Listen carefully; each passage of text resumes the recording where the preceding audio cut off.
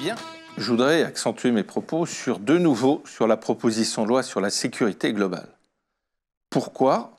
C'est que vous avez eu des tas d'articles de journaux ou des rubriques sur Internet où on vous indiquait les conditions d'accès à la profession d'agent de sécurité sont renforcées, les contrôles vont être drastiques. Et j'étais assez surpris de lire ça, puisque l'argument qu'on avançait, c'était de dire, eh bien maintenant, toutes les condamnations au B2, inscrites au B2, c'est-à-dire le bulletin numéro 2 du casier judiciaire, eh bien, entraîneront une exclusion de la profession, une interdiction d'exercer.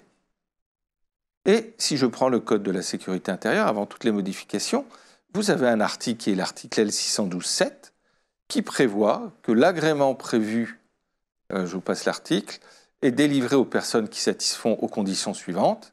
Et parmi les conditions, numéro 2, ne pas avoir fait l'objet d'une condamnation à une peine correctionnelle ou à une peine criminelle inscrite au B2. Et donc, le fait de ne pas avoir de condamnation inscrite au B2 pour exercer la profession, ce n'est pas du tout une nouveauté. Alors, le débat provient du fait, c'est que dans leur proposition de loi, les deux députés qui l'ont déposée, Mme Toureau, M. Fauvergue, avaient eu l'idée d'introduire une modification en disant « seules certaines condamnations très graves interdiront l'exercice de la profession ». Et ça limitait comme ça peut-être le pouvoir que certains qualifient d'arbitraire du CNAPS. Et donc on est revenu au statu quo ante et il n'y a pas de grande nouveauté. Mais est-ce bien exact?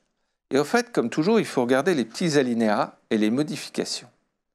Et vous avez, même en absence d'inscription au B2, la possibilité pour le Conseil national des activités privées de sécurité de refuser l'accès à la profession à quelqu'un qui aurait eu des comportements ou des agissements contraires à l'honneur, à la probité, aux bonnes mœurs, ou qui auraient été de nature à porter atteinte à la sécurité des personnes et des biens, ou à la sécurité publique, ou à la sûreté de l'État. Donc une liste un petit peu à la Prévert, et l'inconvénient de cette liste à la Prévert, que mettons dedans? Qu'est-ce que l'honneur maintenant? Quelles que sont les bonnes mœurs? La définition qu'il y a maintenant n'est pas la même que celle qu'il y a 10 ans, et c'est des notions totalement fluctuantes. Et puis derrière ces conditions, vous aviez une petite phrase qui marquait en disant « et sont incompatibles avec l'exercice des fonctions susmentionnées », c'est-à-dire celles d'agent de sécurité. Eh bien, dans la proposition de loi telle qu'elle a été adoptée par l'Assemblée nationale, ce petit bribe de phrase incompatible avec l'exercice des fonctions susmentionnées est supprimé.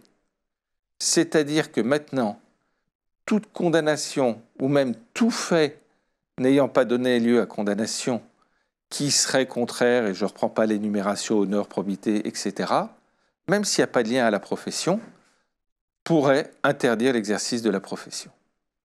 Et là, à mon avis, dans le contrôle de la profession, les députés sont allés trop loin, puisqu'on a des éléments, comme je viens de l'expliquer, très subjectifs, et en plus, si ces éléments ne sont pas rattachés à la profession, l'entrave à la liberté d'exercer m'apparaît trop grande. Et si par hasard le Sénat reprenait sa disposition, on verra ce que dira le Conseil constitutionnel.